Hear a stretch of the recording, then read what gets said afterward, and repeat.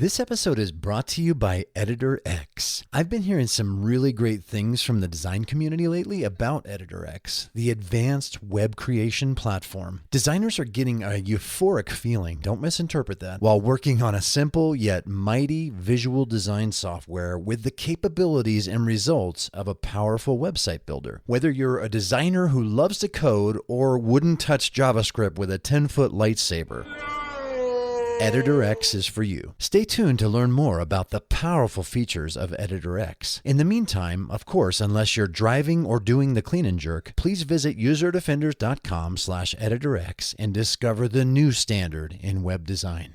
If you have a heart of service and you're willing to be that empathetic person that is willing to put yourself in other people's shoes, to care about what they're going through, even though you can't understand their experience, maybe you can do this. There's a role for you. There's so many roles in user experience. It's kind of like a pinch me moment every day where I get paid for this stuff. And it's awesome when you find that thing that you feel a connection with who you are as a person and also your professional life. It's pretty cool. I can't really explain it. It's like an eclipse, like the sun and the moon kind of meet at the same time. You feel like who you are internally as a person. And then you find this role that you feel like matches who you are. And it kind of just comes naturally to you. That feeling is out of this world. Welcome to the User Defenders Podcast, where we interview UX superheroes who fight for the users in order to inspire and equip you to do the same. And now, here's your host, Jason Ogle. Greetings, User Defenders. Welcome to episode 79. I'm your host, Jason Ogle. Here's a fun treat I've never done before. In this episode, I shine the spotlight on listeners Jordan Burke and Joel Ryerson, who recently landed their first job in UX. Hear them tell their inspiring stories of their journey getting here while gaining some valuable insights on how you can too. I was blown away at the depth, insight, authenticity, and value they both added with their motivational and entertaining stories of struggle and ultimately triumph. I'm going to kick things off with Jordan. A few of her takeaways are: be authentic. I love how she dives into that. It's so inspiring. Step out and outgrow your comfort zone. Scratch your own itch. Don't be a victim. Take your destiny into your own hands and have a spirit of service. This work is all about service to other humans. Before we jump in, I want to take a quick sec to share a review that came through recently for the podcast. This was really great. This was from Rachel Wallace. Hey, Rachel. Rachel says, always inspirational, always motivational, always informative, always amazing, with an exclamation point. I think this could be my fave podcast ever. It's a wealth of knowledge and information, not just simple facts on UX, but a storytelling time with some of the gods of UX. Jason delves into opinions and topics that really matter, and it's always fun. Thank you. Well, thank you, Rachel. That is super inspiring. I'm honored that you took the time to share this and that you said so many kind things. So thank you so much. I appreciate it. Defenders listening, if you have a few moments to spare, would you leave a rating and review wherever you consume this podcast? That would mean a great deal to me and would definitely help the show. And who knows, I may be reading your review in the near future. So thanks so much in advance. And thank you, Defenders, for listening. I really appreciate it. I know there's a lot of options, but thanks for listening to this podcast and for coming back time and again. Some of you have been on this journey from day one, and that's going on 6 years now. Wow, incredible. So thank you so much. Please enjoy this awesome episode. All right, Defenders. Today I have Jordan Burke with me, and Jordan is a new UXer. And that's one of the reasons that I wanted to have her on, to really describe her journey and how she got here. And I know she has a lot to share. And so I'm excited to jump in. I just wanted to touch on how we met. We met on LinkedIn, and Jordan found the podcast, and you landed your first job recently in UX. Yay. Yay! And so, yes. So we're celebrating that. And I know the Defenders listening are really curious. They'd love to learn more about you, but also, and especially about how you got here, how you got your foot in the door. It's hard.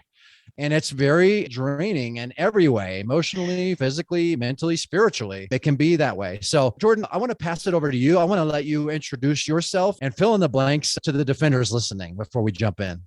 Absolutely, absolutely. So yes, we met on LinkedIn and I was in the middle of a year-long boot camp and it was an assignment. It was an assignment to reach out to someone in the field. And like I was telling you, I tried to self-sabotage myself because I was hoping that you would be so busy that you would not respond to my message. And you did. And you were super generous. And, I was worried about things like, am I supposed to like buy him coffee or lunch or something? Like I don't know how this works. And it was just an awesome conversation. At that time, obviously, like I said, I was in boot camp and it's been kind of a whirlwind. It's been a whirlwind. I went from working mostly customer service jobs to now feeling like I have an actual career and making a difference. So I'm super excited to be here with you today, just because, like I said, it's definitely a full circle moment. I never expected that I'd be sitting here as a guest, listening the same podcast that I started with when I was first discovering what UX even was. Just, oh, user defenders, this sounds great. Like, I love this. So yeah, very, very happy to be here. That's so cool. So UX, this is a really fascinating field. It's interesting. And I really believe, like, you ask 10 UXers what UX means, I think you may get 10 different answers, perhaps. And it's just a very complex field. There's a lot of different tiers and arms to this thing, right? I'm really curious, like, why UX and what excited you about this field enough to want to go all in and land your first job here? Absolutely. So that's kind of a very simple response that could be a long story, but I'll make it short. I was working in customer service, like I said. I was a claims representative for a very large insurance company. And we had internal software programs we were using to process claims. And one of them was just so antiquated and old, and it looked ugly. It felt horrible to use. It was just like, I'm sitting at my desk and I'm thinking, who made this? Like, who made this and why? Why did they do this? And I'm just thinking, I had a background in graphic design. I'm like, I could make this look better. I could make this feel better. I could make it actually do the things that we needed to do to process these claims. What is that? What's that job? Can I work here and do that instead? And so I spent my lunch break that day kind of researching and discovering what, user experience was. Like you said, it's a very, very broad term that means so many different things to so many different people. And as my definition of that has changed and evolved, I think that's kind of what has helped me figure out what I like, what I don't like, and what I think the path to my niche is going to be. Because like you said, I'm very, very new. I'm very humbled in understanding and respecting the vets in this field, So yeah, that's kind of how that started. I was trying to solve my own problem. I was trying to solve the problem of dealing with a program or technology that I hated, that was, for the internal user experience of that company, was really horrible for all of us. And yeah, I saw it as a way to maybe be able to apply my graphic design skills, which I was mostly using for like logos and flyers and like simple web design projects.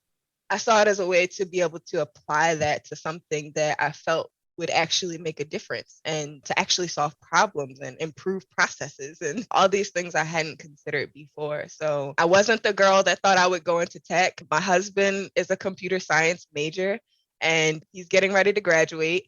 And he used to try to explain things to me, like what a GUI was and different programs he had created. He made like a little asteroid blaster game and he was trying to explain the science behind that to me. And it was like in one ear, out the other. So I definitely didn't think that tech could be for me. But when I discovered user experience and that I felt like it was accessible and there was a place for me in it, that just opened all the doors. So yeah. That's so cool.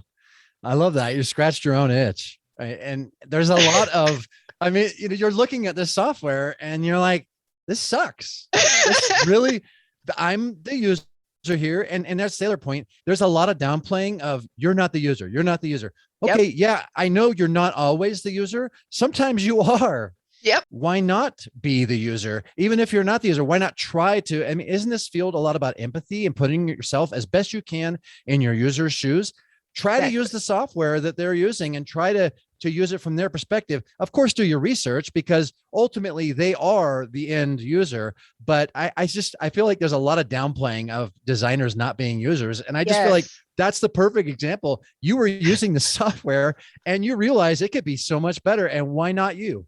right? Yes. Why not you to help make this better? Maybe it's not that particular software, but now you're making software better for other people and maybe yourself too. So I Yes. just really like that. I think that's really awesome. And your graphic design background, there's a lot of seemingly disparate fields that kind of cross over into UX, but there's also a lot of visual designers that kind of make that natural evolution into designing software. Because I mean, let's be honest, print is not as thriving of a medium as it once was. I mean, that's just the truth. Print is still important. We still need it. It's not as imperative because of all of the digital devices we're surrounded with. And it's certainly, Exactly. there's a lot of, I won't get into a tangent about the earth and about resources and all that, but I just think it's really cool. I also came from a visual design background and Yes. into software.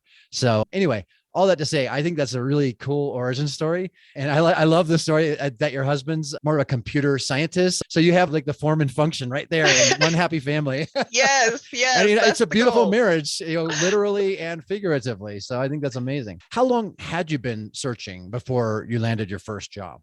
So that was a very rapid process. And I went through a lot of kind of emotional changes during that. I graduated from my boot camp in January of this year, and I was hired officially in March.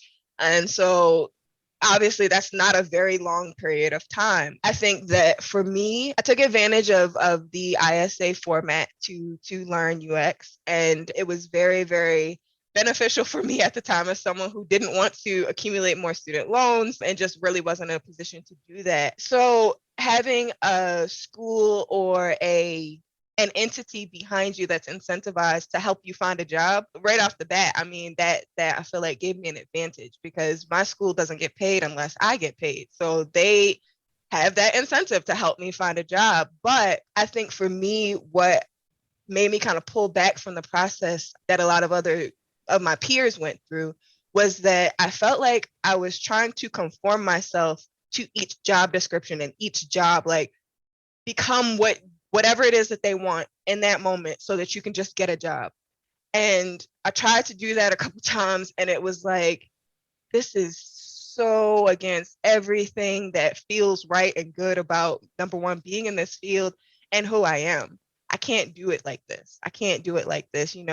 If that means that Microsoft or Google is going to be out for me, then, it's like, I just have to accept that. And so it was all kind of serendipitous how I landed this role. I was on all of the job recruitment sites from the moment that I started boot camp. I signed up for those things at the same time. I wanted to be seeing what the job descriptions were requiring as I was learning, so that if I needed to adjust what I was learning to find a role, then I would be able to do that and stay up to date. Because obviously we know kind of the 4-year model, by the time a lot of 4-year students graduate, some of the technologies they've learned are no longer relevant. So boot camp is a little bit more rapid paced, a little bit more up to date a lot of times. And yeah, I had all of those tools and resources pouring in with the job opportunities. And I found my job on ZipRecruiter. Literally almost missed the notification, and went through the interview process probably like a lot of other people, and ended up getting the role. And it was not typical of most tech interviews or just tech processes, I don't think. So because I'm working for a startup, first of all. So that's already a different kind of beast, just because you're dealing with people that are very new to bringing their idea to life, sometimes very new to technology. And that was clear based on going into the interview and then actually working in the role. So kind of I'm in a position where I get to define what user experience is for my company now. And that's not necessarily something that I expected to be doing in my very first role. But that's kind of why working for a startup is pretty cool, because I get to be that generalist and kind of flex all the muscles and wear all the hats, which I definitely am doing. So yeah, it was a very quick turnaround for me. And I didn't go through a lot of the traditional things, like, I didn't have like a whiteboarding interview or a technical interview. It was very straightforward as far as talking to the founders and the developer and meeting with them, interviewing with them, and they made their decision. So it was definitely for me. It was for me. Yeah. I think that's really cool, especially for a startup, because generally, at least in my experience, it seems like a startup, they just want to hit the ground running. Like there's a lot of lofty goals and not a lot of time to accomplish those goals in. So I would say that generally a lot of startups, they just want to go with somebody who's got a lot of experience, who's been doing this, who can just hit the ground running and maybe even be thrown in the fire a little bit. So I just think it's really cool that this startup was like, yeah, we know you're new, but there's something about you that we think you can get in here and do this job. Like, I think that's pretty awesome. You want to speak to that a little bit more? That's exactly how it went, and preparing for the interview, I was very nervous. I was just definitely feeling the imposter syndrome, definitely feeling like, I don't know if I'm cut out for this. Like you said, just thinking that all those other people that are so much more experienced than me, feeling like I was taking away something from someone else. And for me personally, I had to get to a point where I was able to drown those things out and kind of get back to why did you come into this field?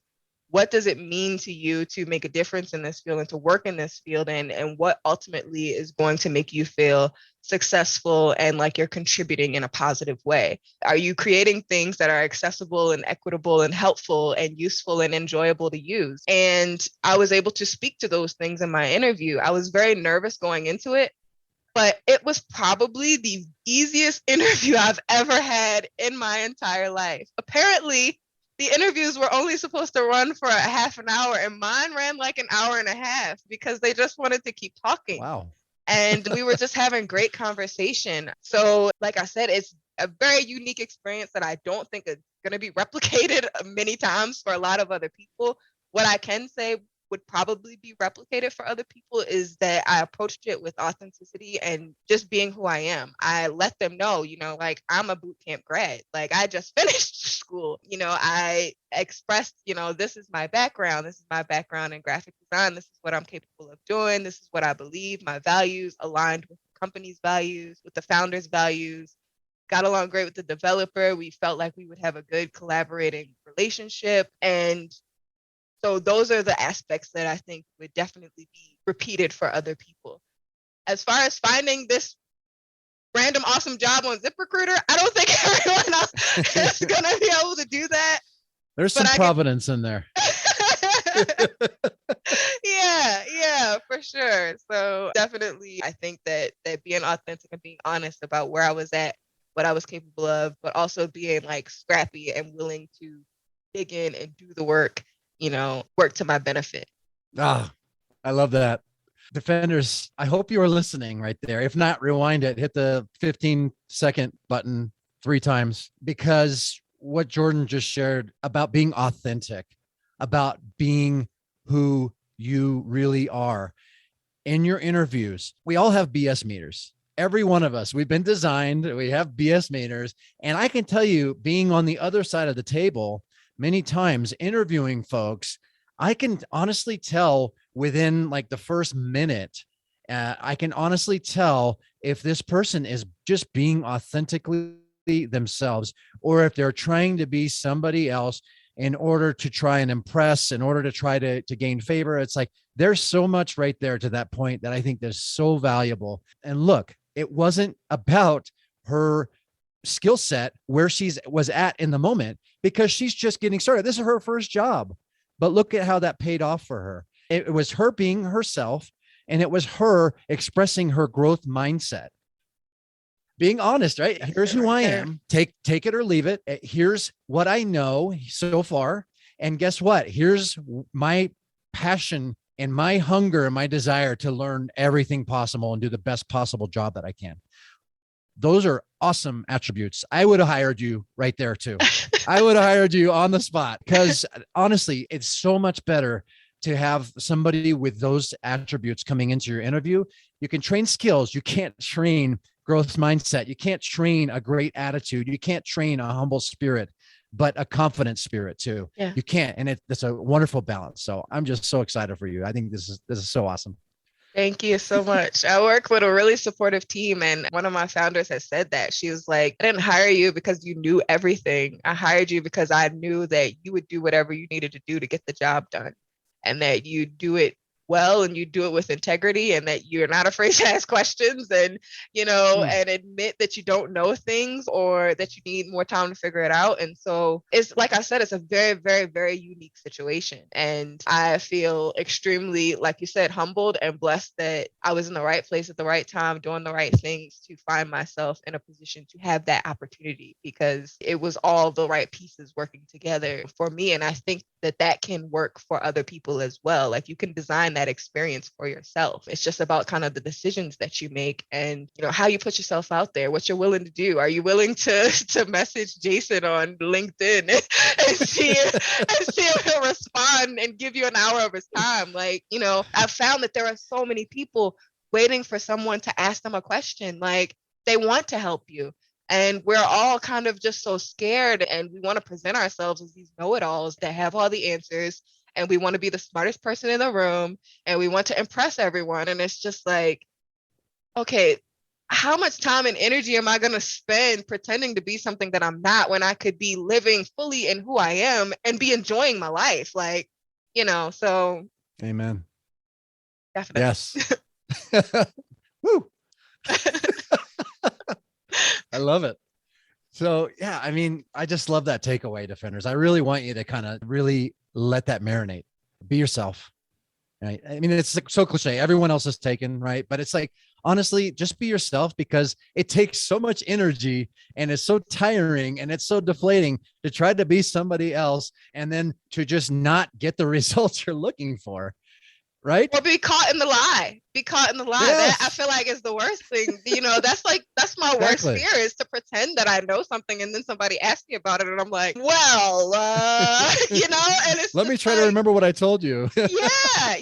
Why do that? Yeah. Why do that? And this field is changing, like you said, just because so many people define this as so many different things. It's changing so rapidly that you might as well just find your spot and make your own way, make your own path. So go definitely. all in. I love it. What were some of your biggest challenges along the way? Like, if you can name even just one or two of your major challenges that you still remember getting here. Definitely top two, my health and feeling unqualified. So imposter syndrome. And I know that sounds like, everybody says that, but like, for me personally, I have lupus. And so it's very unpredictable. And it's not the kind of disease or disorder that lends itself well to working in a very structured, typical 9-to-5 environment, because if I have a lupus flare, I might be down for a week. And so the pandemic definitely opened up a lot of different opportunities for me to be able to participate in new ways, just because everybody went digital. So finishing school,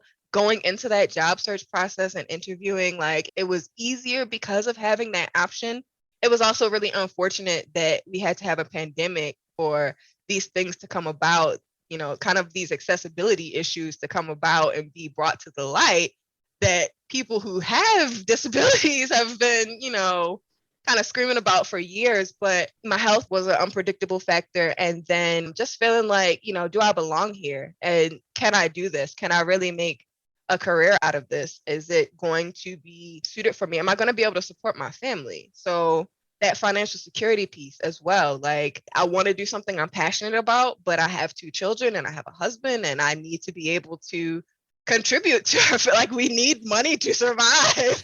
It's just, it's the nature of our capitalist society that whether you want to participate in that or not, you need it to survive. So I wanted to feel like I was actually earning my way and that I was qualified to do so. And then just trying to manage the different health things that would come up. I mean, at one point over the last year, they thought I had cancer. I was getting biopsies done. I was at one point doing a presentation from a hospital bed. It was like our capstone project, and my team we were all just super nervous. And I'm like, I have nurses coming in and out, and I'm just like, just one more slide. The presentation's almost done, just one more, just wait a minute, but I think you mentioned mindset before. And I think that was the biggest shift for me. Shifting out of, for both the health issues and the imposter syndrome, trying to shift out of kind of a victim mindset. I'm a Black woman from Baltimore. I have a family history that doesn't necessarily lend itself to predicting a successful career and life for me. And so it's something I had to choose. I had to decide, like, this is what I want for myself. This is what I want for my family. And it's not to discount, some of the systemic things that might be working against me, but a lot of that power is in my hands to decide, how am I going to deal with the issues that I've been presented to solve the problems that I want to solve. And the problem that I was trying to solve was, I need a career that I'm passionate about, that's meaningful to me, that allows me to support my family. These are the issues I have. I have a chronic illness that I'm going to have forever. I feel unqualified a lot of times. How do I overcome those things? Like, what are you going to choose, Jordan? So yeah, I'd say those were the two biggest hurdles. And just like I said, changing my mindset was huge in deciding that whether somebody was going to help hand or give it to me or not, that I was going to go out there and get it. So you're an inspiration, Jordan. I don't feel like one, but thank you. You are. I'm just surviving. You are. You're a fighter.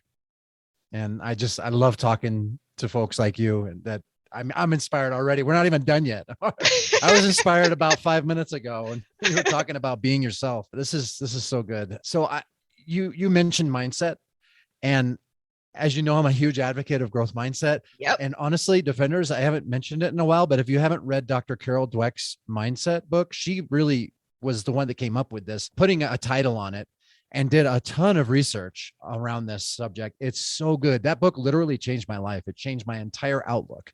Yeah. So highly recommend that. I'll be sure to put a link in the show notes to that as well. But Jordan, I'm curious, along with mindset, what helped you along the way? Like, what are some other things that really helped you? Oh my gosh, man, my peers, like, the people that I was in boots on the ground in class with, that we were trying to figure out. I mean, part of the reason I chose the boot camp I chose was because, unlike a lot of the other ones that were doing user experience, they also included the front end coding aspect. And I was like, oh, well, if I know how to code, then that'll put me light years ahead of everyone else. So let me go to this school. This is going to be great. And when I tell you, like, breezed through the UX portion, loved it. It was great. We got into JavaScript and HTML and CSS, and I was like, wow, oh my gosh. Like, that we had a group chat where it was just like, are you guys alive today? Does everyone still have a computer? Like, have we not destroyed them? And so relying on those people that, I'm going through it with. And we didn't have, this kind of crabs in a barrel mindset. Like, tech is huge. There's so many jobs that people can't fill because there's not enough people to fill them. We don't have to put each other down to get to where we're all collectively trying to go. It's not like there's this one job that we all are trying to vie for. So, relying on each other and supporting one another in various ways. I mean, we supported one another mentally, financially sometimes, and just in so many ways. So relying on those people, the staff at my school, people like you that are already working in this field and are willing to share. I had so many resources. Twitter, there were so many people I found on Twitter, like being exposed to what Black tech Twitter was, it was amazing to find myself in a community of people that, like I said before, it just wasn't a field that I thought I could go into. So to find out and be exposed that there's so many people like me that are already doing this, like, wow, like we belong here. That felt great. That community, finding other communities on Slack, going to workshops. I have so many courses between like Udemy and Skillshare and listening to podcasts and things I found on LinkedIn and like edX and all these different places. I was consuming from every possible way and platform or medium that you could consume from. So those were the things that really helped me. But like I said, just kind of the people that I was working with on a daily basis, being there for them and allowing them to be there for me. I'm a loner, but you cannot do this alone. And understanding that it helped me to change not just the way that I looked at what user experience was, but it helped me to just become a better designer, a better engineer, just because it's like, you can't design human experience and exclude yourself from human experience. That is not how it works. You don't have anything to speak to if you're not participating in the world. And so as much as you want to remove yourself and be by yourself, you need people, you need others, you need other sources of knowledge, and you have to be open to communicating and sharing. So yeah. So good. There's several things in there. I like what you just said about you can't design for the human experience without fully immersing yourself in it. I love that. That is so profound. And that's one reason, Defenders, why I'm not as worried about robots taking our jobs. That's the big thing, right? They're coming. Right? They're coming. They're coming for our jobs. They may do some of it. I mean, right now there's software where you can draw a wireframe and then take a picture of it and it'll create a digital version of it. Like there's software that does that right now.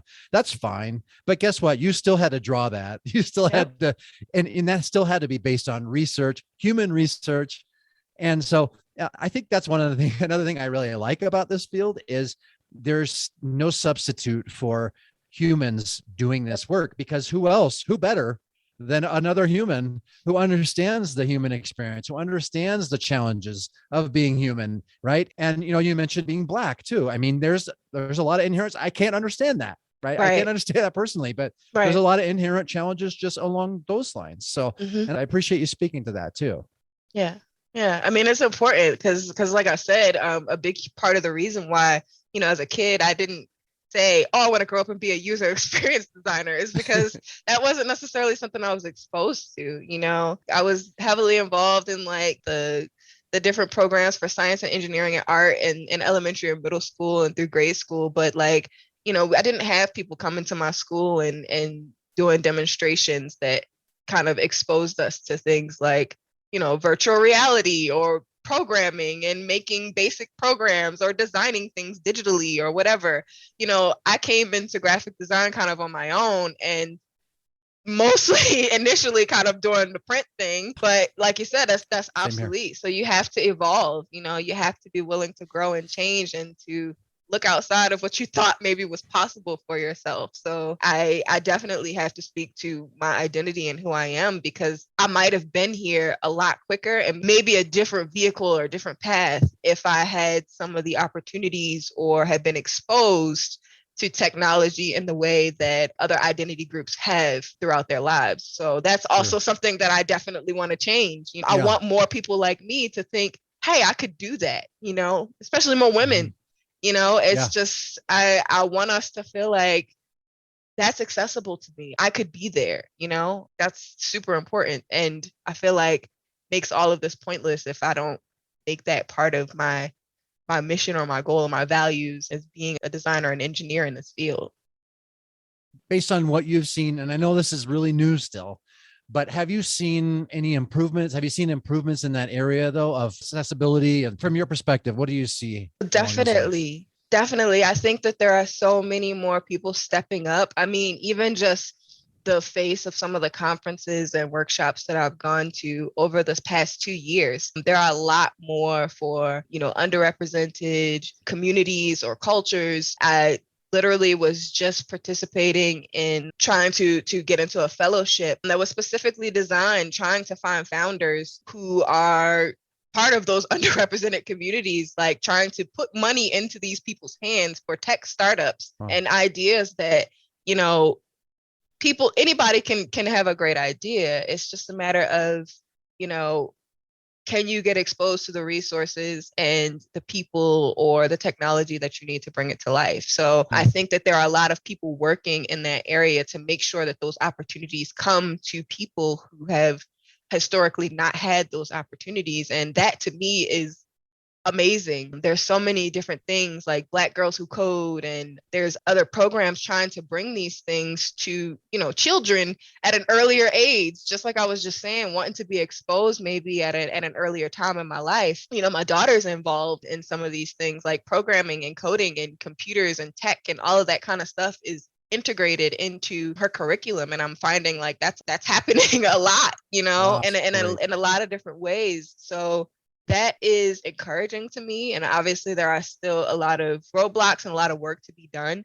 but just having people that care about it and are making it their mission to say that I'm not just going to work in tech, but I'm going to work in tech and I'm going to bring technological opportunities and education to other people, who maybe are not normally exposed to them, because they belong here. We all do. So I definitely see that improvement, and it's so encouraging. It makes me so excited, and I want to be a part of it. It's so cool. That's so inspiring. And I love that. I love that perspective. And I wanted to genuinely hear from your perspective of what you're seeing, because there is still a lot more work to be done, but I'm thankful for the work that has been done. And I'm thankful that there are folks on a mission to help make this more of a more normalized thing. And I think it's just really inspiring. And I love that our kids, our young people, are getting exposed at a much earlier age across all different barriers. And I think it's really, really important. It is. Because you belong here. If this is something you want to do, Defender, you belong here, just like Jordan said. And the only true obstacle is yourself. Yeah. Really, at this point, because you can do, again, back to mindset, whatever you really genuinely want to do, you can do it. You can. It's not going to be easy. It's going to require some discipline, some hard work, and some pain, but it will pay off. The reward is there. Yep. Exactly. Right? Exactly. Pain, especially when you're coding. Just. Oh gosh. Yes. Brain pain. Yes. Oh my goodness. But thankfully you have a live-in mentor. I do, and it's so funny. One of my friends commented about that, and I was like, I said, we're kind of in competition now. Like, we want to see who can learn more languages and do more stuff, And so I told my husband, the thing that I used to say before I really knew anything about tech was, I would do something by myself without his help on my computer. And I would say, oh my gosh, I'm so dev now. I'm so dev. So that's our little inside joke now. And whenever we do something and it's simple error, restart your computer, just little technology issues. We're like, wow, you're so dev now. So. Put that on a t-shirt. Yes, absolutely. Absolutely. I want to comment on one thing that you just shared is about you belong here. And this is an analogy. I know that Defenders, this is a fun fact. Jordan's a neighbor. She probably lives within 5 miles of me. So I think that's really awesome too. So I just want to speak to the coffee analogy, because Starbucks, fortunately or unfortunately, depending on how you look at it, we've been kind of conditioned to think of Starbucks. We think of that naked mermaid, maybe not naked. It used to be naked, by the way, fun fact. In the 70s, they had to change that. But you think of the siren. It's true. Google it. There's a bunch of Defenders Googling right now. Show me the original Starbucks siren. I mean, they go crazy about the cups now. They really have gone crazy about the cups back then. I mean... It's true, but all I had to say, there's coffee that is so much better than Starbucks, and I will tell you that I used to work at Starbucks. I appreciate Starbucks for what they've done for coffee culture in America, but there's coffee that's so much better and fresher. But here's the thing, a new coffee shop, maybe a local or whatever, may be worried oh no, there's Starbucks everywhere, right? And what are my chances of getting a customer base like that? You don't need the customer base Starbucks has. You just need 1,000 true fans, right? You just need a strong customer base that returns to you. My point is that there's room for you here. This isn't a contest. We need more designers. We need more diversity. We need more hungry, passionate designers like Jordan diving in, going, here I am, send me. How can I serve? How can I make a difference in this world using my skills and make life better for my users? And I love that a lot. And here's my point, Jordan, with the local reference.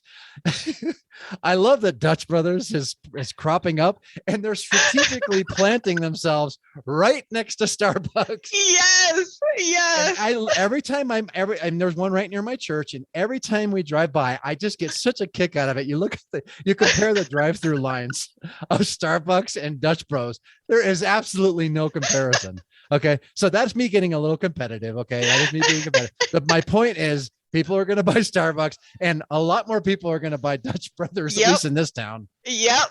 The lines will be wrapped around the little hut, literally, into the Starbucks parking lot. It's true. I just get such a kick out of that. But I just, there's room for you here. My point is, and our point is, there's room for you here. If this is something you truly want to do, and count the cost. This is part of the Land a Job in UX series that User Defenders that I'm doing on the show. So, but I am going to talk about this. I have a monologue part of this, and I'm going to talk to you about counting the cost of doing this too. I can sometimes maybe over sensationalize this sometimes without showing the other side. I think it's important to be balanced here, because honestly, this is hard work too. This is not easy work. It's fun, it's rewarding, but it's difficult. I will speak to the other side of this, just to count the cost as well. But if you want to do this, if you consider the cost, you want to do this, you can do this. That's my point. Yep. I have to say, like, I 100% agree, because, there is kind of a darker underbelly. Like, a lot of people, a lot of students that I started with didn't finish their boot camp. I know that I'm speaking from a place of privilege, even in who I am and my identity. I'm speaking from a place of privilege because I was able to sit down with my husband and say, I want to take a year off of working and go to school to study user experience design and engineering.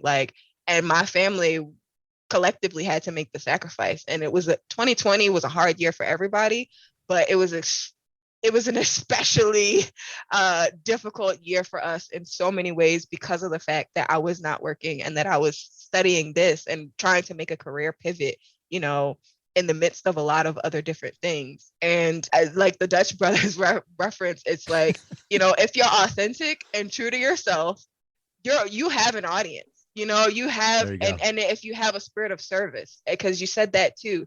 And I think that some people come into this and it's not about service. It's about, well, what can I do for me and I, and it's like, I feel like no matter how many definitions of user experience or human computer interaction or customer experience or, employee experience, there's so many now, but no matter which definition or who you're talking to, service is somewhere in there. We're serving people. We're serving different purposes. We're providing services or products. And so if you want to serve and you're truly coming at it from a place of wanting to serve, which means that you're listening to the people you're trying to service and provide for, and you're keeping them at the forefront and focusing on what they truly need and what they want. And sometimes anticipating things that they need or want that they don't realize they need or want because you have that insight. But, ultimately coming back to that service, and being humble about that, I feel like anybody can do this. If you have a heart of service and you're willing to be that empathetic person that is willing to put yourself in other people's shoes, to care about what they're going through, even though you can't understand their experience, maybe, you can do this. There's a role for you. There's so many roles in user experience. And that's why when we see these job descriptions that says, we want a UX designer or a UX, whatever they call it, and then you see what they're actually asking for, you're just like, okay, that's 7 different jobs right there. But I'm going to interview anyway, but that's 7 different jobs. I just want you to understand that. So, definitely. I just had to jump in on there. You really do have to. I mean, this is a metaphor. The superhero is a metaphor, but honestly, like here's what you just said, like they're looking for a superhero. Yep. For real. The unicorn myth is real. They really want unicorns. I mean, you look at these, and I mean, it's constantly on Twitter. Like, we're constantly joking about it. Like, oh, you want a junior developer role with 5 years of experience, but you need to know 25 antiquated languages and have 100 years of experience. And like, wait a minute, this doesn't even make any sense. So, exactly. So yeah. Recruiters, can we stop that, please? Please. Like, should be over a long time. Like, we're wasting so much time. There's talent, and the exact person that you're looking for, you're missing them because you're convoluting what you actually want, what you actually need. So yes. Less Disney fairy tales. Less Disney fairy tales. And here's the thing too, going back to the authenticity, you expect recruiters, I'm speaking to you, you expect the people on the other side of the table you're interviewing to be authentic. You be authentic too. Please. Okay. Thank you. That's the tweet. That's the tweet. Yeah, that's it. That's the tweet.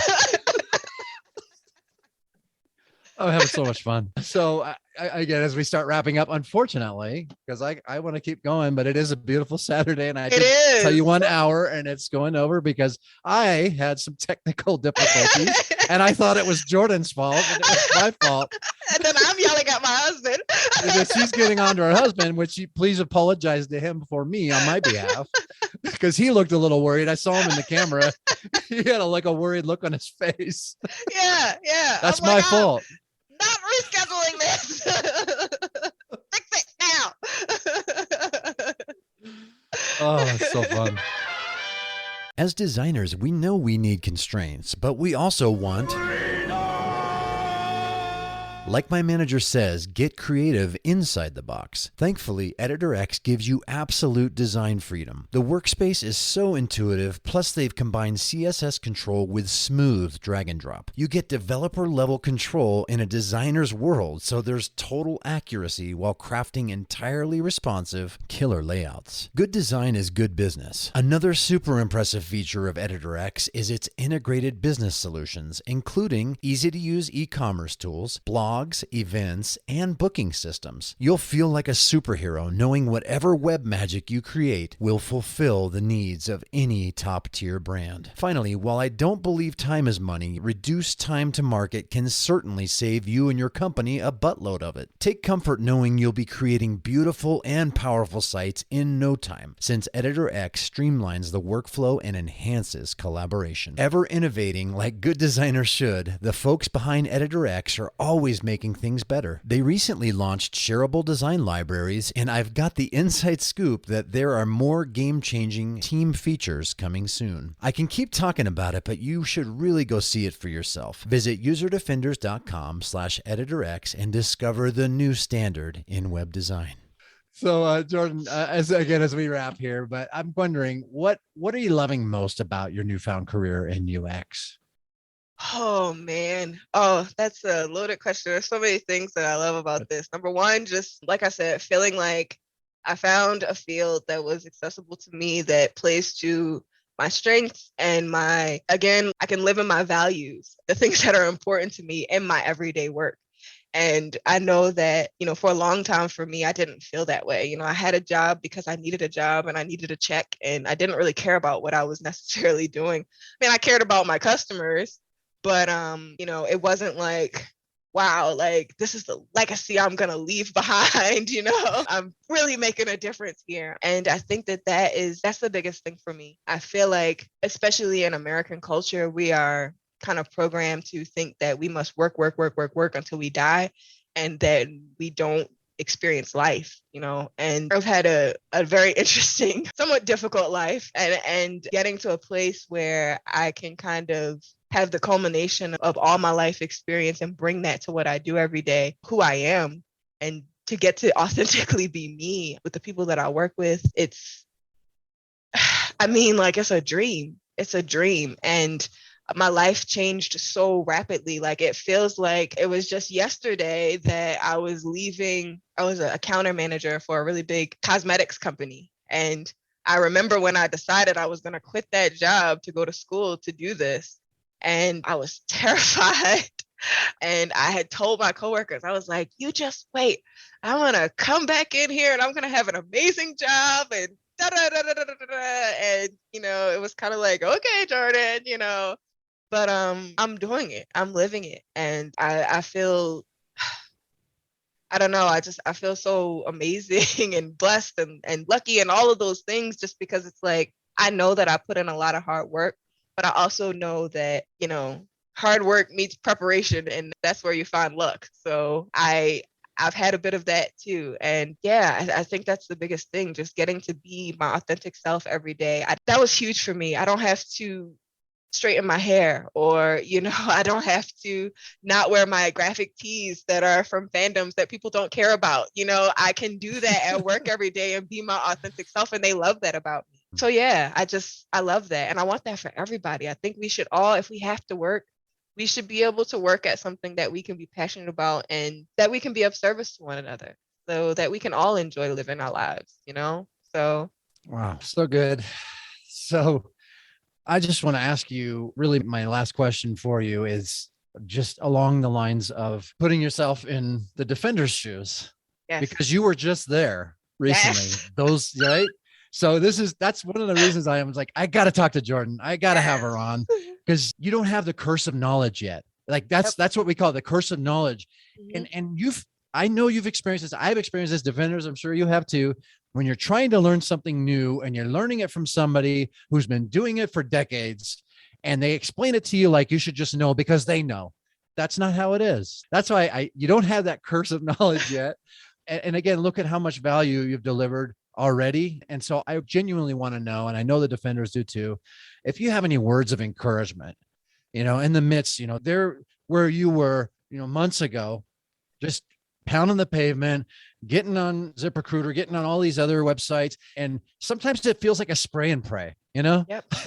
Literally. I'm just going to throw all these seeds out and just hope that one of them gets watered and one of them gets some sunshine, right? Yep. So what would you say to those defenders listening that are in a similar position that you were, again, just really trying really hard to break in, and maybe feeling really discouraged, maybe feeling like they're not good enough, maybe feeling like they don't know who they are? Like, can you speak to those folks? So definitely. And to your point of people explaining things in ways that are just far more advanced than they need to be.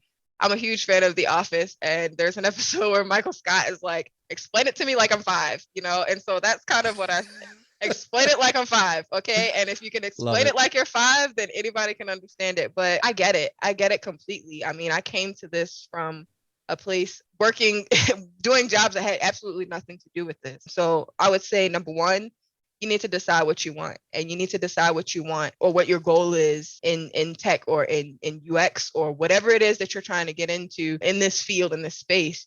You need to define that for yourself before you go out and try to listen to what everybody else is telling you think you should be doing. If you don't know what you actually want, you can be swayed into so many different directions. And again, this field is so broad that you'll find yourself just kind of on this spiral of trying to learn every new thing that you possibly can. So be clear about what your goal is, and don't make money and financial success or reward your source in this. Again, this goes back to service. So I think that those things are a benefit. Those things are going to come regardless. Be clear about what you want. Stay focused on that. Be authentic in who you are. And I feel like it doesn't matter if you filled out 50 job applications or 5.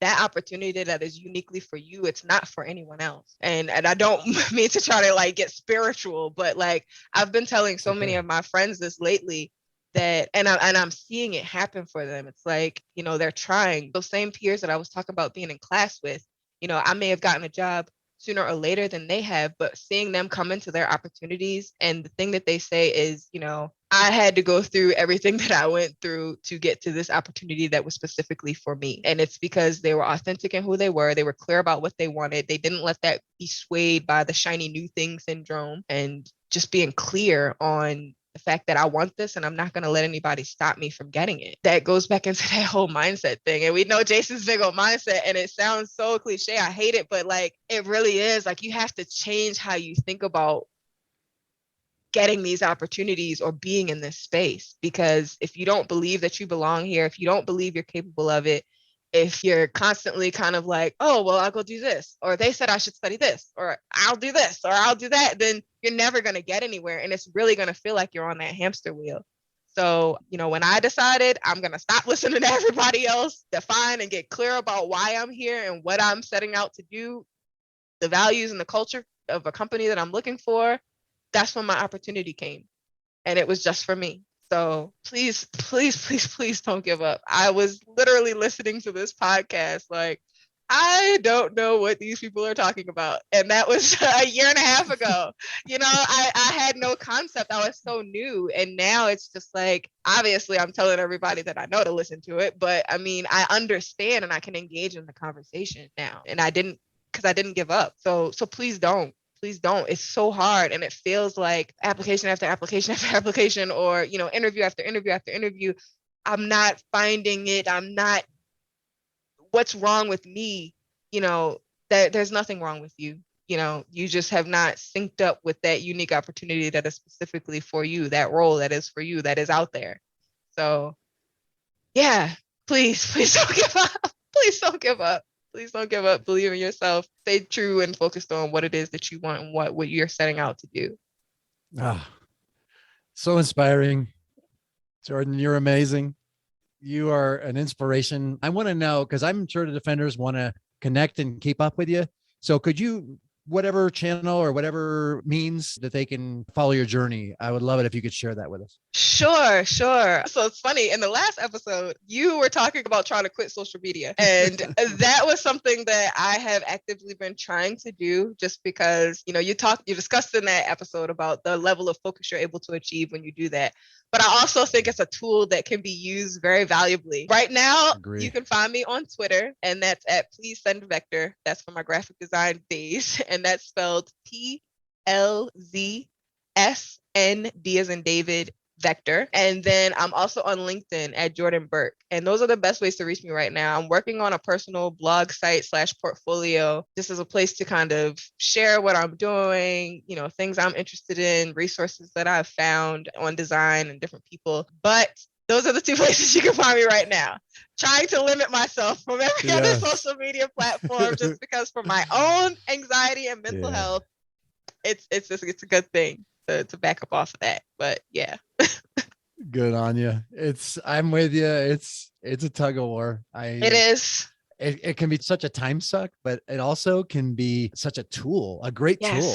So I'm really on the fence. I'm on the fence on it. But so hard. It is. But I think that's great. So I'll be sure to link that in the show notes, defenders, as well, so you don't have to remember that. But I appreciate Jordan mentioning that, and I know you're going to want to connect, and I know you're going to want to keep up, because she's on the rise. And just keep an eye out. That's all I'm saying. Keep an eye out. I appreciate Jordan, you so much. Likewise. So thank you so much for being here. Thank you for sharing your journey, your story. There's so much more to you. I feel like we should do another kind of origin story sometime. I really do. Like there's a lot of depth to you there. And so, we'll keep that on the back burner, so to speak. But yeah, absolutely, neighbor. And let's, hey, we got In-N-Out Burger. Yay. I know, right? Oh my gosh.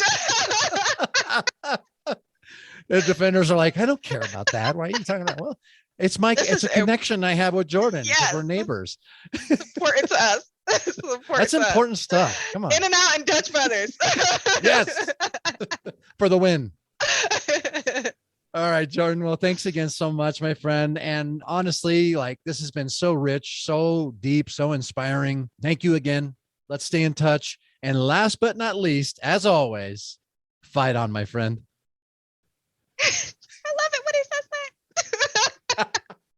That was great, right? Jordan is an inspiration, and I'm so glad that we connected, and I'm super excited to continue to watch her newfound UX career just blow up. Next up is Joel Ryerson. Joel's a good friend, and he recently landed his first job in UX as well. Here's a few takeaways from our conversation. Be a goldfish. If you have seen Ted Lasso, you know what he's talking about, so you got to stay tuned for that.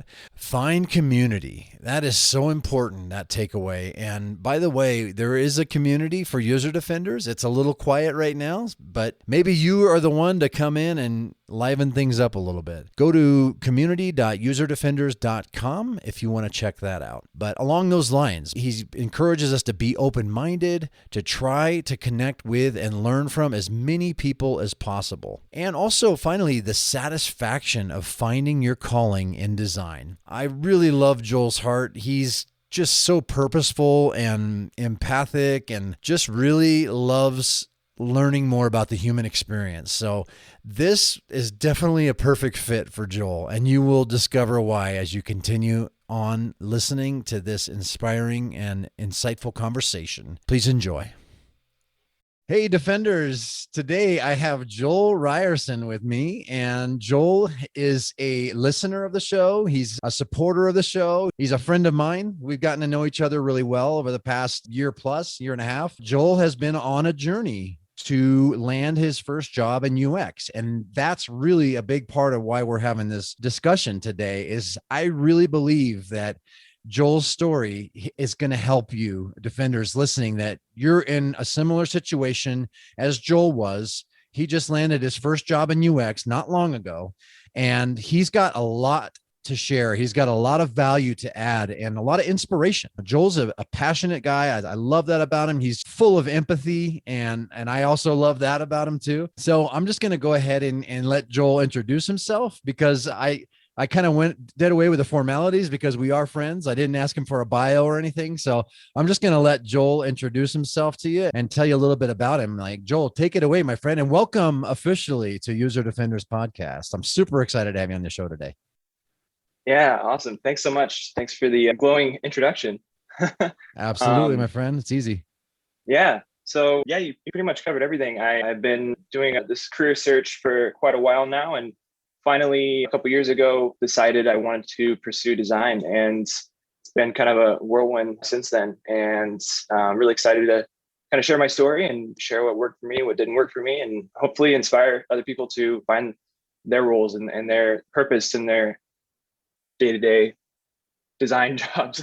Awesome. That's cool. So you mentioned that you started this journey, a year or 2 years ago. Your interest in design really materialized for you. And I'm curious, why? What is it about UX that kind of excited you enough to just go all in and get to that place where you're like, that's it. There's no turning back. I'm going to get my first job. I'm going to get my foot in the door. So I really want to know, like, what is it about UX and design in general? Yeah. So it all kind of started right around when I graduated college. Growing up all my life, I never really had a direction and knew exactly what I wanted to do. My major was in communication studies, so super generic, and I was just trying to get a degree, and I didn't know what I wanted to do with my life. The more I started to explore design, the more I fell in love with it, and the more I wanted to keep learning and growing. And it was kind of this really, really exciting thing, because I felt like I finally found something that resonated with me, as a person internally. And I wasn't really happy with where I was in my career, work life.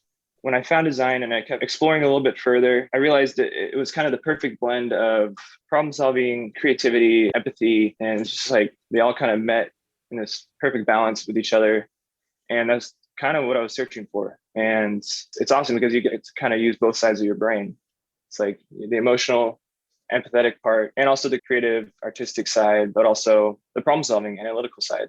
It's so multifaceted, and it's just exciting because it's constantly changing, it's constantly growing. And I have a growth mindset. Like, I just want to continue to adapt and grow and learn and understand what makes people do the things they do in design. And not even just design, design that can be applied to pretty much everything in life. And it's really just about understanding people and understanding how we can solve those problems, even outside of an app. Can be really pretty much anything in the world. I feel like I figured out life.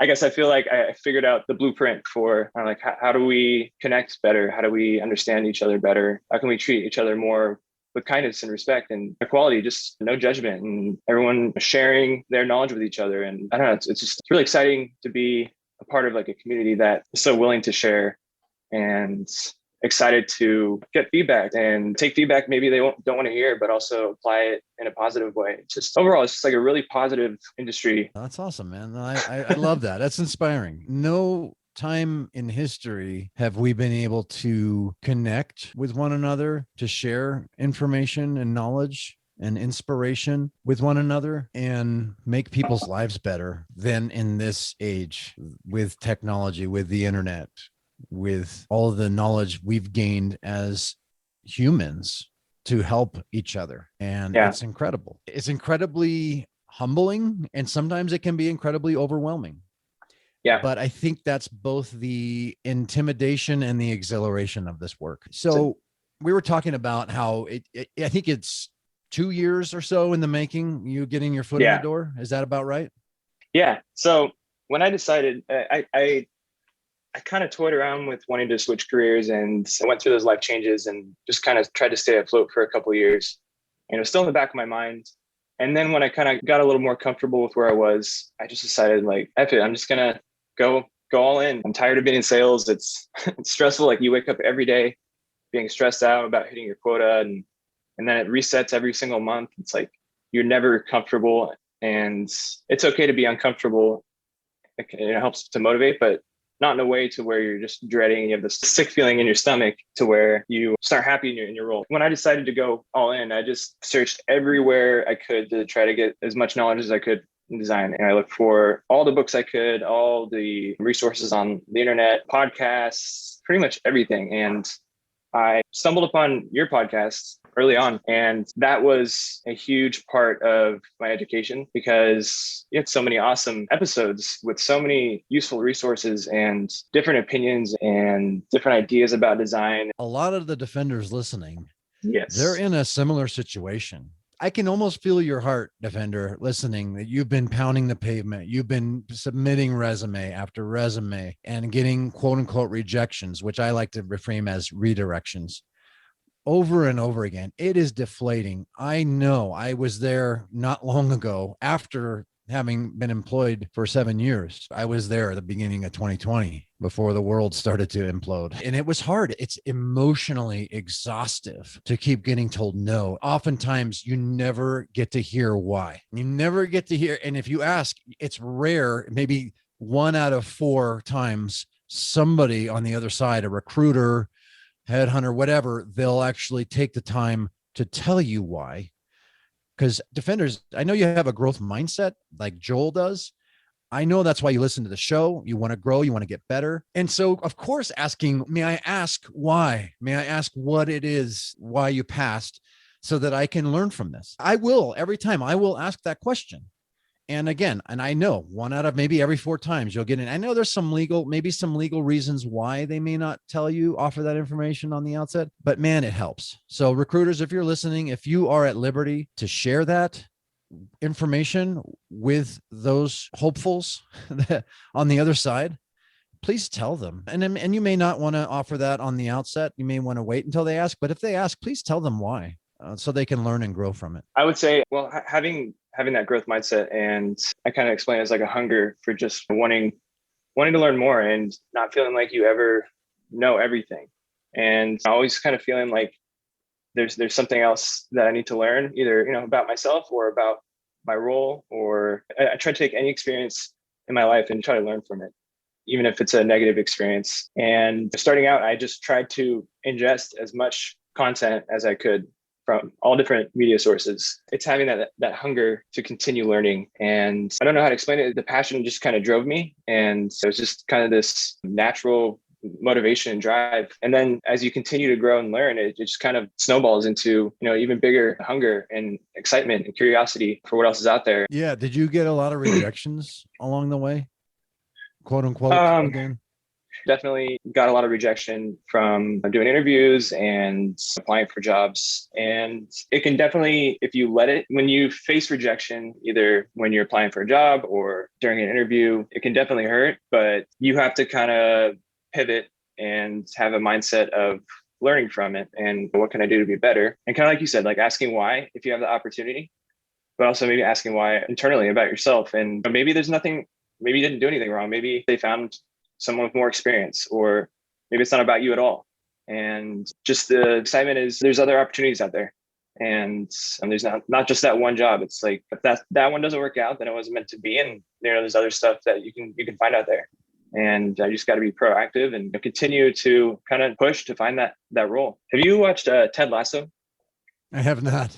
Oh, but that guy's pretty funny. It's really good. You should actually watch it because it's like, it's really, really inspiring and very uplifting, positive show. Huh. And yeah, it kind of reminds me of certain aspects of design about, he just understands people and understands how to manage people and treat everyone kind of as individuals and to really understand what makes them tick and what motivates them. He's a college football coach who gets hired as a football European soccer coach in London. And yeah, it's a funny premise, but one of the players messes up in practice. He's really hard on himself.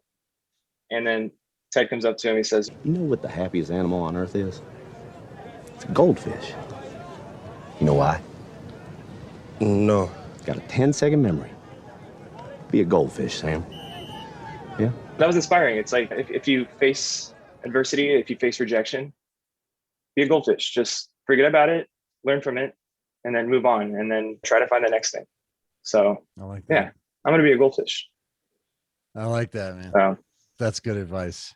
So I know, Joel, I know you were talking about some of the things that helped you along the way were just having that growth mindset, really a hunger to learn, buying books, listening to podcasts, the User Defenders being one. And I'm grateful for that, to know that the show helped you. Is there anything else that really, really helped you along the way? Yeah, I think just being open to connecting with as many people as possible. Community. Yeah, it kind of goes along with the hunger. It's just try to connect with as many people as possible, learn from them. Even if it's not something you don't really resonate with, try to find a common connection and see what makes them successful. I always try to learn from anyone that I meet, and basically not say no to like an opportunity to connect with someone, and just kind of see what happens. With no expectation, just authentically just connect with people and see where it goes. And you're bound to learn something new. Connect with others within the field you're looking to land in, right? And just try to form those relationships and be willing to ask for help. Don't be too proud to ask for help, because especially in this field, like you said earlier, Joel, I have met some of the most kind, humble, passionate, smart people I've ever known in my life. In this field, because of design, because of UX, because the very nature of this work is service. That is at the heart of this work. We are serving others and often laying ourselves down in the midst of making others better and helping others get better. That's why the superhero metaphor works so well, I think, with this show, because that's what superheroes do every single day. Hey, Defenders, this is Andy Vitale. Just like you, every day I'm out there fighting for the users. You're listening to the User Defenders podcast with Jason Ogle. Yeah, it really is. And I would say being humble, not ever thinking you have everything figured out, and doing your best to build that empathy muscle. I think you said in your most recent episode about empathy is not agreeing. You don't have to agree with them, but you can understand, where they're coming from and be in their shoes. And I think a lot of people forget that. I think people think you have to agree with them. You have to feel exactly what they're feeling, but kind of getting that mindset consistently and trying to get inspiration from everything in the world. Your podcast was like seriously kind of the main source of my education. It helped me branch out to learn about all these designers that you interviewed, but also they talk about all of the books that they've read. So every time you or the person you're interviewing is mentioned a book, I would write down the list. So I have a giant list of all the books, and every time I just buy the book, and now I have a huge stack of books I still need to read, but I'm going to get there. I'll get there eventually. But honestly, though, it's kind of like sports. I call them coaching trees. Like Bill Walsh back in the 80s, he has like a crazy coaching tree because all of his assistant coaches ended up becoming head coaches. And because they learned probably from what made him successful. And it's kind of the same way, like your podcast like helped me branch out to understand the bigger world of design. And it's kind of just still having that mindset of how can we understand more and more, how can we get bigger and bigger and branch out. And your podcast was a huge influence on that.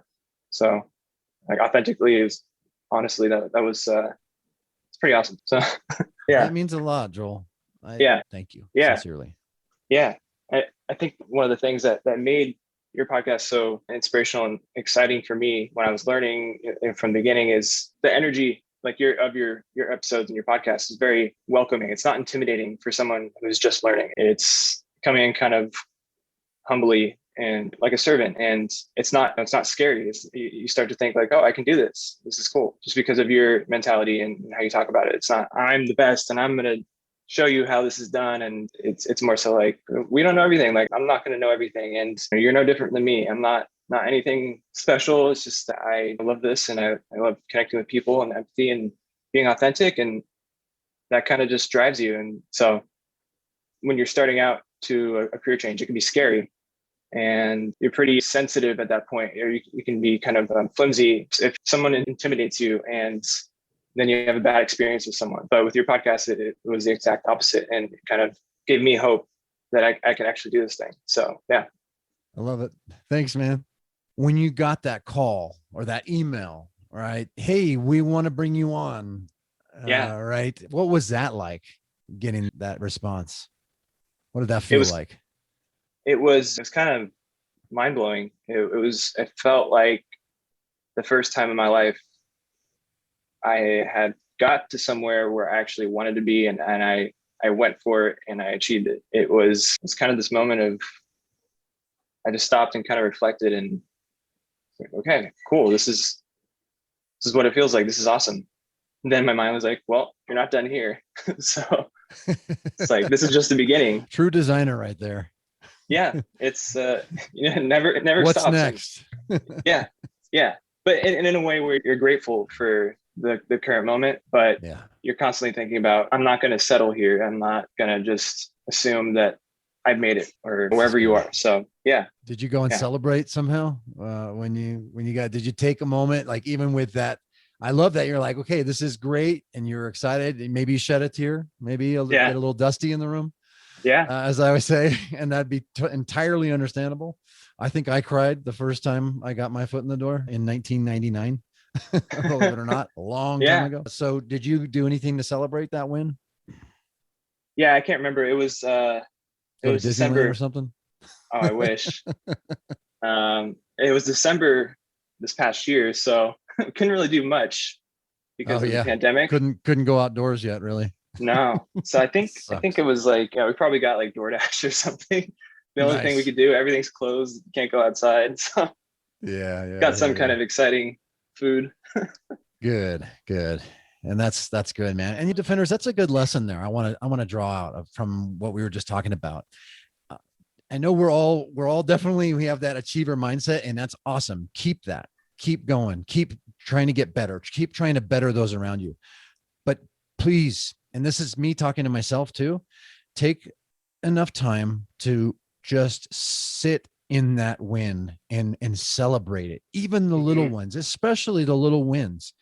Don't let that pass by, because that goes into your story bank we talked about in Shahina's episode. You log these stories. These are great stories. This is your defense response for imposter syndrome when that ugly voice rears its head. So take the time to celebrate those wins.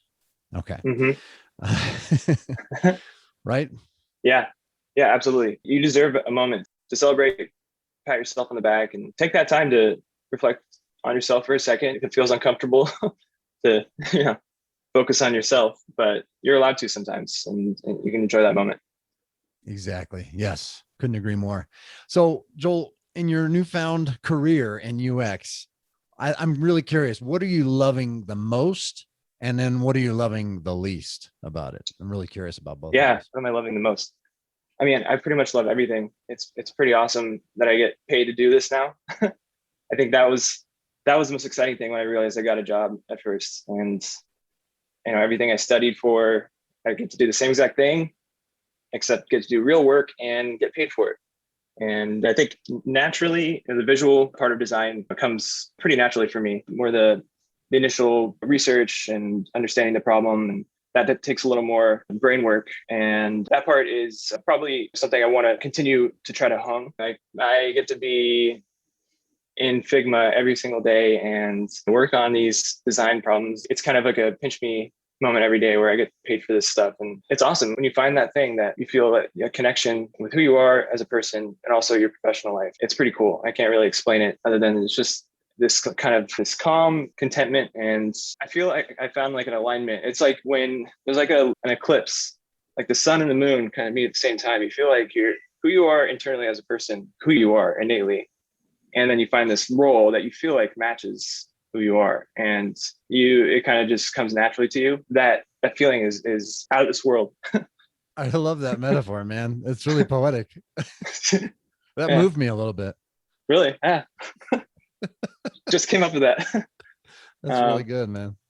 Yeah. So that part's really exciting. What I least like, I don't know if there's anything that I least like. I'd say it can be challenging as a newer designer I'm trying to get more confident in articulating my design decisions when I'm presenting to stakeholders. And it can be challenging to kind of push back because you feel like you're new here and you don't really want to step on people's toes. You don't really know how the hierarchy works. And it can be uncomfortable to kind of have that professional conflict, I guess, kind of like your last episode. Very fitting. It's very important. Like that part takes more work to try to get used to, and it's going to take some time, years of practice and being comfortable with being uncomfortable. And that part is definitely I wouldn't say dislike. It's just challenging. Yeah. But the challenge, it's exciting at the same time because it's a challenge and something that you want to get better at and grow. And then I guess I will say big picture wise, the thing I like least or would say is a little bit confusing as a newer designer is design, as we know today, is still a pretty young industry. And so there's constantly things changing. And I feel like to me, the most confusing thing is that the titles, there's not really like a consistent, what kind of designer are you? It just depends on which company you're at. And I think, again, it's confusing to know what you want. And a UX designer could mean 10 different roles at 10 different companies. It's just, you don't really know what kind of skill set that person has if they say they're a UX designer, unless you actually ask them specific questions and get to see their role. So I guess it's exciting also at the same time because we have an opportunity to kind of form that and as the industry matures. So it's an exciting, also feel kind of lost sometimes. One does not always equal one. The whole titles thing, that's a good point. I mean, it's true. I think because the field is so young still, at least the current form of it. I mean, when you look at UX in general, this stems back 40 years, really, as far as the computing side of things. If you go even further, you can go back really far in history and look at user experience as a concept. It's always existed. There's always been people trying to help other people have a better experience with whatever they're offering them. So you can get really, really micro with this if you want to. But the reality is software development in general, all right, let's just say even with Agile, that's really more recent, I'd say too. There's just a lot of evolution still happening here with this field. And I think it's good. I think we should always be trying to make things better. That's why we're designers. And if we can make design better, as designers, I think we should also be trying to do that as well as in addition to building great software. We should also always be asking, how can we make design better? How can we design better, right? The field of it. So I think that's interesting. You asked 10 different UX designers what UX means. I promise you're going to get 10 different answers. Do a research study and you'll find that is a valid statement. Yeah. So Joel, this has been so great. I do have one last question for you. And I think this is one of my favorite questions for the listeners, because we're all, again, wanting to hear from folks who have gotten there, who have struggled to get there, and like yourself, and who broke in. I'm always interested in knowing about encouragements, and you, especially being a newer designer, just getting your first foot in the door and knowing even more recently what that feels like. And again, being the empath you are, I am really curious what sort of advice and encouragements that you can offer our fellow defenders listening that are in a similar position as you, and they're really trying to break in and trying really hard and maybe even losing hope, actually.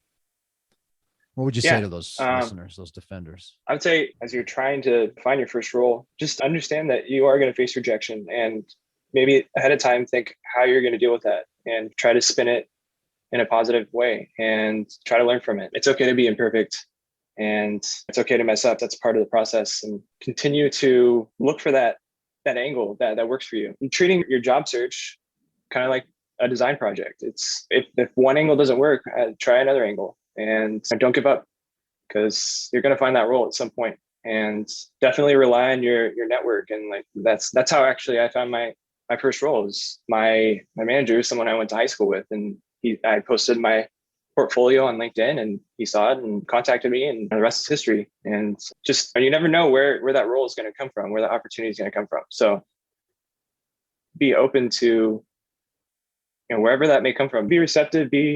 Don't say no to potential opportunity. Just always try to connect and find common ground with people. And you never know where that may go, because really it's about connecting with people and it's about understanding people. That's the core of design. That's what I was going to say. Yeah, I love it.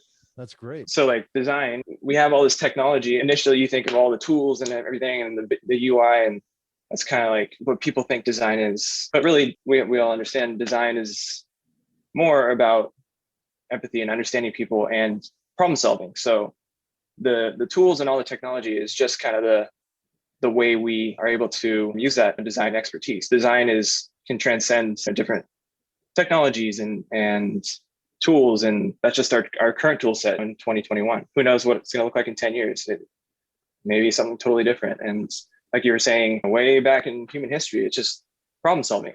It's how can we make a more pleasant experience, a more enjoyable experience, and really get to the core of who we are as people. You remind me of this quote. I just read this recently in Scott Berkin's new book, How Design Makes the World. There was a quote from Douglas Martin, and I don't know who that is, but I'm curious now, obviously a designer. He said, to your point about design, Joel, I really like this quote. Douglas Martin said, the question about whether design is necessary or affordable is beside the point. Design is inevitable. The alternative to good design is bad design, not no design at all. True, right? Yep. Everything is designed. Everything. I think that's Scott's point. I have a feeling that one of the reasons he wrote this book is because he wants us all to realize that design is everywhere, and we ought to always strive to make things better, always strive to appreciate design, the craft. Yeah. Yep. Yeah. Appreciate the process and trust the process. Yes. And yes, yeah, exactly. And the process, for sure, because design doesn't magically happen. It's a lot of blood, sweat, and tears, and it's a lot of time, and it's a lot of labor, and it's a labor of love. Yeah. It takes a lot of mental energy to get to the point where you even understand the problem and understand who you're building that solution for. It's a lot of the not so glamorous stuff that is not on Dribbble and everything online that you see at all the fancy UI interactions and a solution in search for a problem. Yeah. Yeah. And it's kind of like you're watching a movie, like when you see all the amazing special effects and you don't really think about all the hard work that went into getting to that point, writing the story, doing all of the production, and just how many people are involved. When you see all the credits at the end and you're just kind of amazed that there's like millions of people who made that movie. It's kind of the same process as what's under the hood is what design is all about. That is true design. And the outside is just kind of the end result of it. Yeah, I love that perspective. It's good stuff, man. So as we wrap here, Joel, I have a feeling that there may be some folks that want to reach out and maybe ask some questions or just connect with you. Like we were talking about networking, how important it is. And Defenders, I can't stress that enough. Dig the well before you're thirsty. Keep making connections, especially in this field. Keep connecting with folks, and you can ask designers questions, and we want to help. We'll let you know if we can't, but I think for the most part, we're always going to want to help you and always try to answer questions and try to do what we can. I mean, that's the spirit of this field, and that's why I love it so much. So if you're okay with it, would you be willing to tell us the best way to connect and to keep up with you, Joel? Yeah, absolutely. Well, you can reach me on LinkedIn. You can reach me on the User Defenders community, Twitter, my portfolio, if you want to check that out. Yeah. Should I give my contact information? Or No, that's perfect. That's perfect. And Defenders, I'll have all of this linked up in the show notes as well. So Joel, this has been awesome, brother. I appreciate you. This has been fun too and inspiring. So thanks for taking the time to really tell your story about how you got here, how you landed your first foot in the door, and in this exciting, challenging, and ever-evolving field, as I always say. Man, this is good stuff. And there's some Defenders listening that have gained inspiration and value and are going to use what you shared to get their first foot in the door. So thank you for that, brother. And last but not least, I just want to say, as always, fight on, my friend.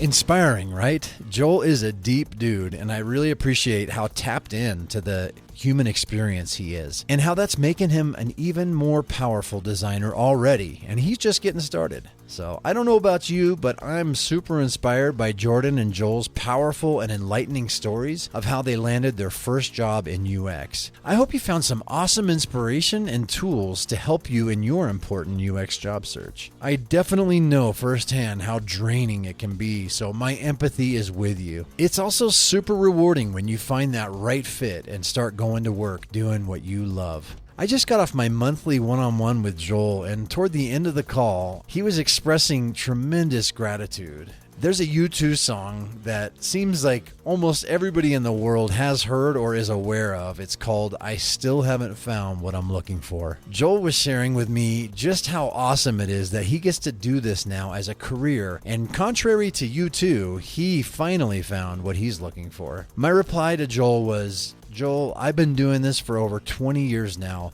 and I still feel that way every single day. It never wears off. To which he said, good, I'm glad to hear that. If you really want to do this, Defender, you can. As I discussed with Jordan, the only person stopping you is you. And I'll also tell you to count the costs. This work, although rewarding and pretty dang awesome, can be arduous and incredibly challenging. I'll talk more about that in the next episode next month. I came to a realization recently, maybe even in my conversation with Jordan, that I can tend to over-glamorize this work and rarely ever share any of the rough side of it. And I kind of had this visual as I was thinking about this. There's two sides to every coin, and UX has a smooth side and a rough side, and it's a package deal. You get both sides. So anyway, definitely stay tuned. I'm going to wrap up the season before my holiday break with a final monologue episode all about everything I've learned so far about landing a job in UX. It's going to be great, Defender, and fit right in along with this episode into my Land a Job in UX series. And speaking of which, if you hadn't caught wind of that yet, definitely check it out at userdefenders.com/UXjob. It's super inspiring and it will give you some great resources and tools to help you land your first job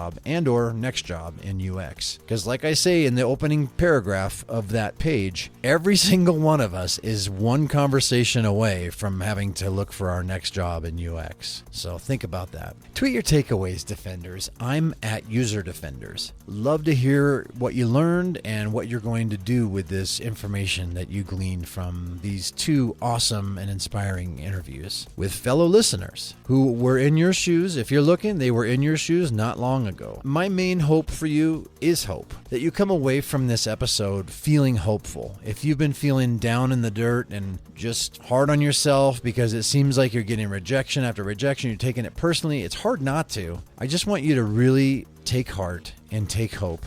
You can do this and just stay resilient. Fall 7, rise 8, right? As long as that rise number is one higher than the fall number, you're on the right track. Every one of us falls. Not every one of us gets back up.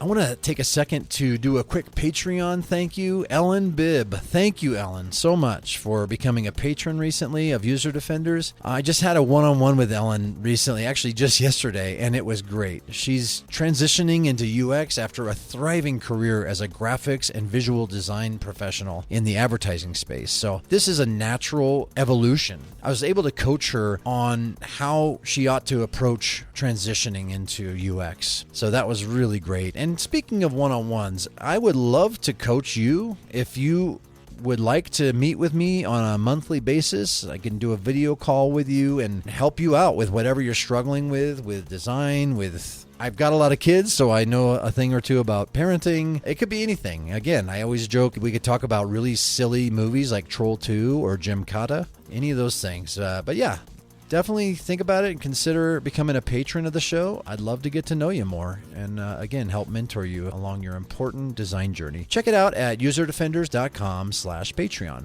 I want to thank Editor X for sponsoring this episode. Definitely check out their product. It's helping a lot of designers to get their portfolio online much quicker than doing what I did and trying to hand code your website. So definitely check it out at userdefenders.com/EditorX. And again, next month, I sort of teased this a little bit, but I'm going to wrap up the season before holiday vacation, continuing in the Land a Job in UX theme with my monologue, everything I know so far about landing a job in UX. So it's going to be really deep. I'm going to just share everything that I've learned to date, and I think you're going to be really inspired and you're going to gain some really great insight into this important job search that you have right now.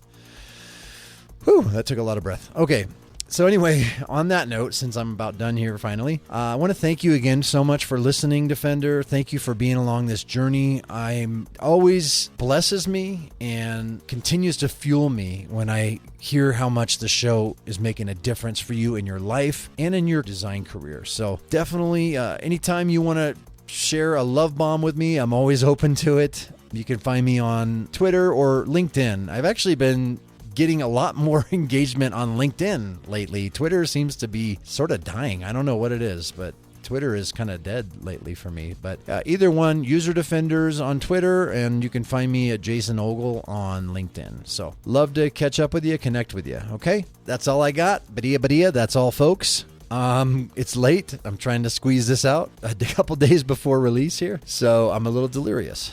But anyway, I forgot to mention this, but definitely subscribe if you haven't already at userdefenders.com/subscribe. The show's on Pandora now. It's on Audible. It's on Amazon. There's a lot of places you can catch the show. So anyway, thank you so much. I'm going to stop talking. I love you. And last but not least, I just want to say, as always, fight on, my friends.